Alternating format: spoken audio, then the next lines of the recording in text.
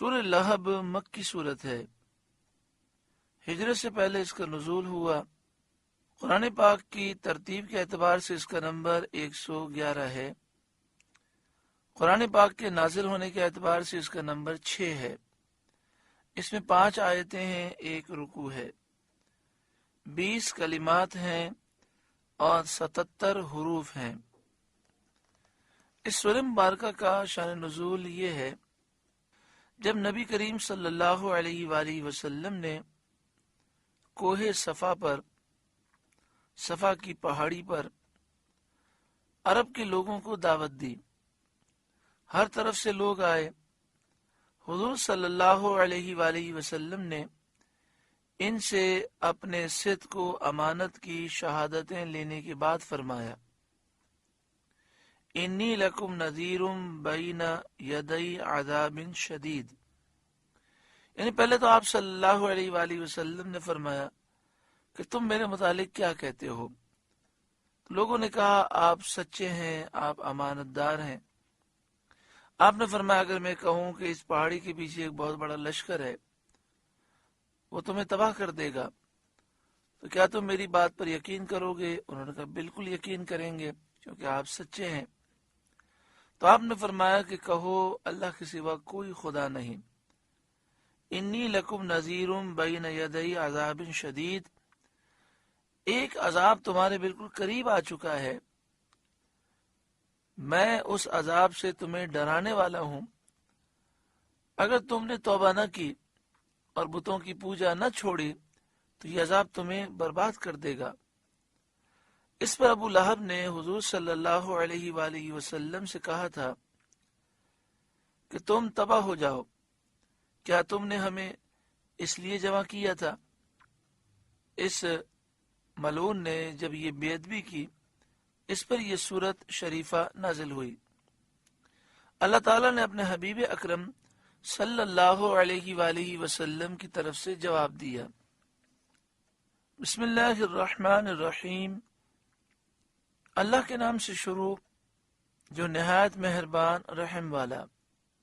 تبت یدا ابی لہب وتب، تباہ ہو جائیں ابو لہب کے دونوں ہاتھ اور وہ تباہ ہو ہی گیا، وتب، اور وہ تباہ ہو ہی گیا۔ ابو لہب کا نام عبد العزیٰ ہے۔ یہ عبد المطلب کا بیٹا اور سید عالم صلی اللہ علیہ وآلہ وسلم کا چچا تھا۔ بہت گورا خوبصورت آدمی تھا، اسی لیے اس کی کنیت ابو لہب ہے۔ ابو لہب کے معنی ہوتے ہیں شعلے والا۔ چونکہ اس کا چہرہ بہت چمکتا تھا، خوبصورت تھا، گورا تھا، اس لیے اس کو ابو لہب کہتے تھے، اور اسی کنیت سے وہ مشہور تھا۔ یہاں دونوں ہاتھوں سے مراد اس کی ذات ہے۔ تبت یدا ابی لہب وتب، تباہ ہو جائیں ابو لہب کے دونوں ہاتھ اور وہ تباہ ہو ہی گیا، یعنی ابو لہب کی ذات تباہ ہو جائے، برباد ہو جائے، اور وہ برباد ہو گیا۔ ما اغنا عنہ مالہ وما کسب، اسے کچھ کام نہ آیا اس کا مال اور نہ جو اس نے کمایا۔ اسے کچھ کام نہ آیا اس کا مال اور نہ جو اس نے کمایا، یعنی اس کی اولاد اسے کام نہ آئی۔ مروی ہے کہ ابو لہب نے جب پہلی آیت سنی تو کہنے لگا کہ جو کچھ میرے بھتیجے کہتے ہیں اگر سچ ہے تو میں اپنی جان کے لیے اپنے مال اور اولاد کو فدیہ کر دوں گا۔ اس آیت میں اس کا رد فرمایا گیا کہ یہ خیال غلط ہے، اس وقت کوئی چیز کام آنے والی نہیں۔ سیصلی نارا ذات لہب، ان قریب دھستا ہے لپٹ مارتی آگ میں وہ، یعنی ان قریب یہ بدبخت اس آگ میں دھسے گا جو شعلے مارنے والی ہے۔ اب دیکھیں ابو لہب نے نبی اکرم صلی اللہ علیہ وسلم کی گستاخی کی تو اللہ تعالیٰ نے کیسا سخت جواب دیا۔ اللہ کو یہ محبوب ہے کہ محبوب کبریا صلی اللہ علیہ وسلم کی جب بھی گستاخی ہو تو سخت جواب دیا جائے، اور گستاخ رسول کی سزا صرف و صرف موت ہے، اس کے لیے بربادی ہے۔ وامرأتہ، اور اس کی بیوی ام جمیل بنت حرب بن امیہ، ابو سفیان کی بہن، جو رسول کریم صلی اللہ علیہ وآلہ وسلم سے نہایت عناد اور عداوت رکھتی تھی۔ حضرت ابو سفیان بعد میں ایمان لے آئے اور نبی اکرم صلی اللہ علیہ وآلہ وسلم نے ان کے ایمان کی تصدیق فرمائی۔ یہ ابو سفیان کی بہن حضور سے بہت دشمنی رکھتی تھی، باوجود اس کے کہ یہ بہت دولت مند اور بڑے گھرانے کی تھی، لیکن سید عالم صلی اللہ علیہ وآلہ وسلم کی دشمنی میں انتہا کو پہنچی تھی کہ خود اپنے سر پر کانٹوں کا گٹھا لا کر رسول کریم صلی اللہ علیہ وآلہ وسلم کے راستے میں ڈالتی تاکہ حضور صلی اللہ علیہ وآلہ وسلم کو اور آپ صلی اللہ علیہ وآلہ وسلم کے اصحاب کو ایذا ہو، تکلیف ہو۔ اسے نبی اکرم صلی اللہ علیہ وآلہ وسلم کو تکلیف دینے کی اتنی حرص تھی، وہ اس کام میں کسی دوسرے سے مدد لینا بھی گوارا نہ کرتی تھی۔ وامرأتہ، اور اس کی بیوی حمالۃ الحطب، لکڑیوں کا گٹھا سر پر اٹھاتی ہے۔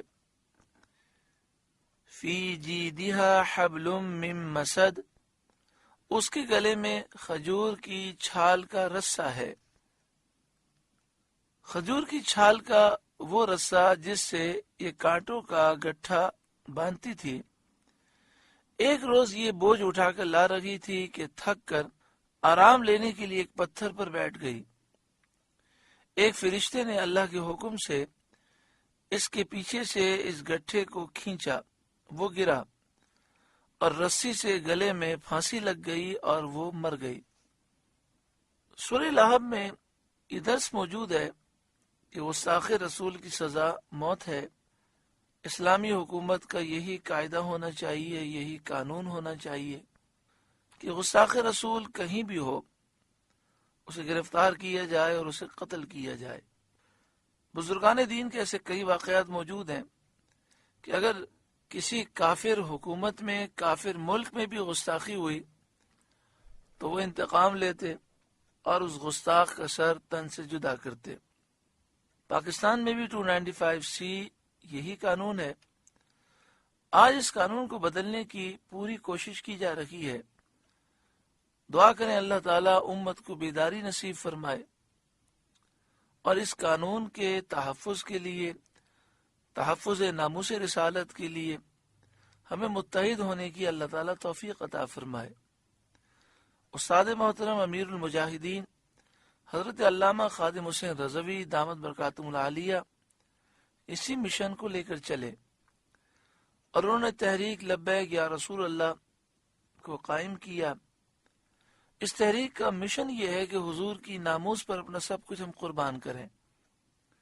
غازی ملت ملک ممتاز حسین قادری شہید علیہ رحمہ نے بھی حضور کی ناموس کے تحفظ کے لیے اپنا سب کچھ قربان کیا۔ اللہ نے انہیں بہت بلند و بالا مقام عطا کیا۔ آج ان کی عقیدت مسلمانوں کے دلوں میں ہے۔ غازی تنویر قادری جنہوں نے انگلینڈ میں ناموس رسالت کے تحفظ میں اپنا سب کچھ قربان کیا، اس طرح کے کئی غازیان موجود ہیں، اور یہ دشمنان اسلام کو یہ پیغام دے رہے ہیں کہ ہم نبی اکرم صلی اللہ علیہ وآلہ وسلم کی گستاخی برداشت نہیں کر سکتے۔ اللہ تبارک و تعالی اہل حق کو بیداری، اتحاد و غلبہ نصیب فرمائے۔ سورہ لہب کا درس مکمل ہوا۔ اللہ تعالیٰ اس سورہ مبارکہ کے نور سے ہمارے قلوب کو روشن منور فرمائے۔